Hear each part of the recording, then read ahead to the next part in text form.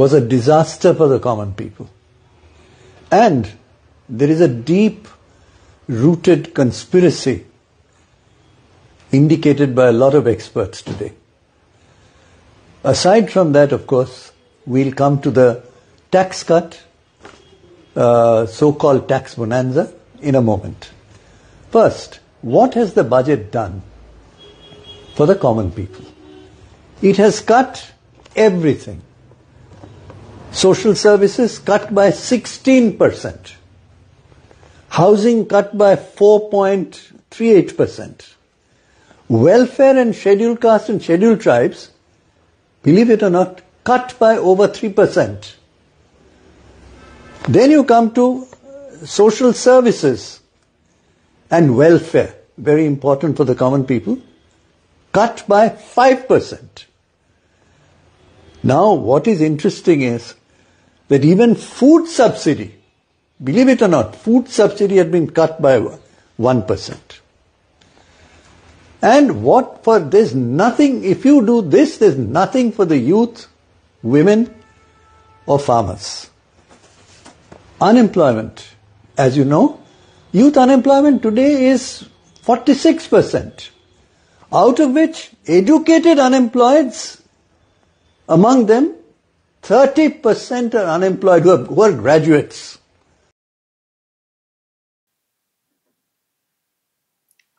দর্শক, অনেক দিন পরে দেখতে পাচ্ছেন, তাই না? অনেক দিন পরে। আমি তো মাঝখানে ভুলেই গিয়েছিলাম যে উনি কোথায় আছেন, কেমন আছেন। দেখছি ভালোই আছেন, বেশ শক্তপোক্ত রয়েছেন, তরতাজাই রয়েছেন। ফ্রিজে বা কোথাও মানে সুরক্ষিত অবস্থায় ছিলেন কিনা কে জানে। ভালোই রয়েছেন, কিন্তু আজকে বেরিয়ে পড়েছেন। কেন না, আজকে বাজেট পেশ হয়েছে দিল্লিতে, কিছু একটা বলতে হবে। মুখ্যমন্ত্রী হয়তো ঠিক মতো করে বলতে পারবেন না, উনি তো কিছুই ঠিক মতো বোঝেন না। তো ইনি যেহেতু অর্থমন্ত্রী ছিলেন, ভীষণ পাকা লোক, তো উনাকে দিয়ে কিছু বলাতে হবে। অর্থনীতিবিদ, তো উনাকে দেখছি আজকে বলতে। সারা বছর কোথাও দেখিনি কিছু বলতে, আজকে বলতে হবে, কিছু একটা বলতে হবে।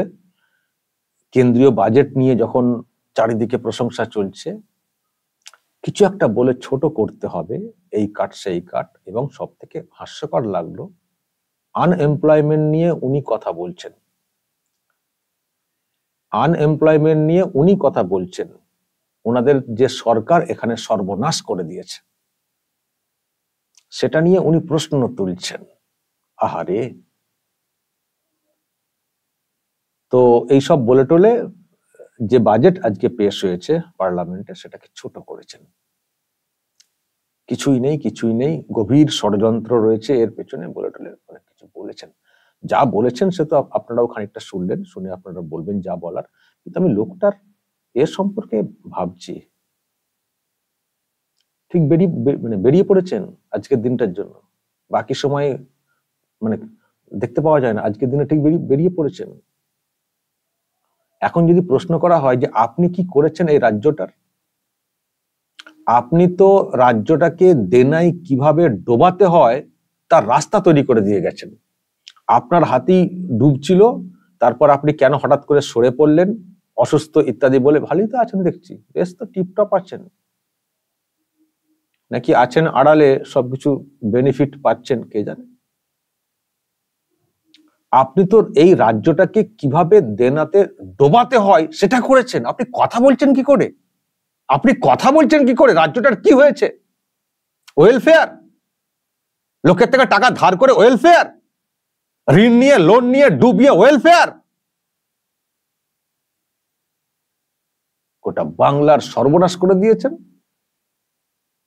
যখন ক্ষমতায় এসেছিল সরকারটা তখন কি ছিল, আর এখন এই 11-12 বছরে 13 বছরে কি হাল হয়ে গেছে রাজ্যটার। মানুষ টের পাচ্ছেন না, বুঝতে পারছেন না। মানুষ ভাবছেন যে ওই তো লক্ষ্মীর ভান্ডার পাচ্ছি, কোত্থেকে আসছে। রাজ্যটার সর্বনাশ দিন দিন কি করে দেওয়া হচ্ছে, কত লোন নেওয়া হচ্ছে, কেউ ভাবতে পারছেন না, সবাই ভাবছেন যে লোন তো সরকারের, আমার কি। আর যখন অন্যদিকে যাচ্ছেন কিছু কেনাকাটা করতে, এই করতে সেই করতে, সব তো তখন ছ্যাঁকা। লক্ষ্মীর ভান্ডারে টাকা দিয়ে তখন আর কিছু হচ্ছে না, এটা তো আপনারা বুঝছেন না। ভাবছেন যে ও লক্ষ্মীর ভান্ডার পাচ্ছি মানে সরকার হেভি কাজ করছে। আরে হেভি করতে কাজ করবে, ধার করে করছে, তার যা ক্রাইসিস তৈরি হচ্ছে তার ইফেক্ট তো অন্যভাবে আপনারা টের পাচ্ছেন, সেটা বুঝতে পারছেন না। চতুর্দিকে কত রকম ভাবে টাকা পয়সা তোলা হচ্ছে, ইলেকট্রিক থেকে শুরু করে নানান ভাবে।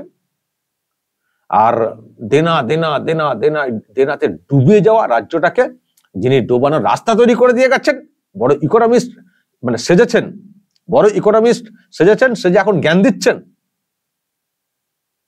আর বেরিয়ে পড়েছেন, সারা বছর কোনো পাত্তা থাকে না, যেখানে রাজ্যের আর্থিক সংকট এত সামনে এসছে, যাচ্ছে না হবে চলছে, কোনো কথা নেই, কোনো বক্তব্য নেই। বছরে একদিন সেন্ট্রাল বাজেট নিয়ে উনি বলবেন, বক্তব্য রাখবেন, ভাষণ রাখবেন, জ্ঞান দেবেন। সেই জ্ঞান আমাদেরকে শুনতে হবে। সুস্থ আছেন, আপনার দীর্ঘায়ু কামনা করি। আমি আবার বলছি, আমি তো ভুলেই গেছিলাম যে উনি ঠিক আছেন কিনা। হঠাৎ দেখি লোকটাকে মানে খুবই চেনা চেনা লাগছে, খুবই চেনা চেনা। তারপরে তো ভালো করে দেখলাম, প্রথমে এক ঝলক দেখে খুবই চেনা চেনা লাগছিল, ভালো করে দেখলাম গালমুখ একটু বসেছে, কিন্তু বেশ শক্তপোক্তই আছেন, মানে ডাঁটও আছেন বেশ। তারপরে চেনা চেনা দেখতে দেখতে তারপরে তো আরো ভালো করে কাছে গিয়ে বুঝলাম, ও তো রাজ্যের সর্বনাশকারী একজন, আর্থিকভাবে জ্ঞান দিতে বসেছেন, এমপ্লয়মেন্ট নিয়ে কথা বলছেন, আনএমপ্লয়মেন্ট নিয়ে হিসেব করছেন। আগে রাজ্যের আনএমপ্লয়মেন্টের হিসেবটা দিন, আর যাদেরকে চাকরি দেওয়া হয়েছে তাদের মধ্যে কত দুর্নীতি রয়েছে, কত ভুয়ো চাকরি লোককে ঢুকিয়েছেন, সেই হিসেবটা দিন তো বসে বসে। কিছু করবো না, কিছু করতেও দেব না, এই মানসিকতার। দর্শক বলবেন যা বলার কমেন্ট বক্সে, নজর রাখবেন আরামবাগ টিভিতে।